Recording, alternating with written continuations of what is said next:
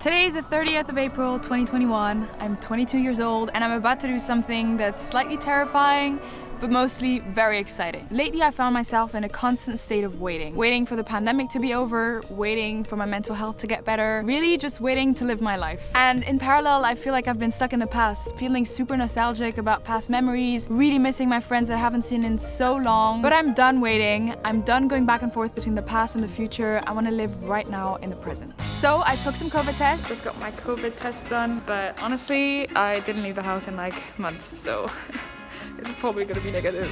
I got on a plane and I flew to Lebanon, and now I'm here. I'm with my best friends, Adam and Rob, and for the next month we'll be living together and making a video every single day of May. We'll be trying many things we've never done before, challenging ourselves, learning so much about Lebanon and its culture, and making fun and wholesome videos. I want to overcome analysis paralysis and be in action rather than in indecision. I've wanted to do this for so long, and I just want to do it instead of think about it. But when there's so much you want to do and you don't know where to start, this is what's gonna help. Limitation. And for me, setting myself a constrained amount of time and deadlines is really gonna help flex my creativity muscles. That's something I wanna focus on, creating. As in, it's a verb, not a noun, not an end product. And I know I have this potential and that all I need to do to reach it is just action and practice and creating over and over, and not to think of the end product, but just focus on the journey and not having expectations of an end result. For me, this month is about 3 things. Having fun, so challenging myself and living in the present. Creating consistently, so making fun and wholesome videos. And inspiration, feeling inspired myself and also spreading positivity. I just want to stop overthinking things and just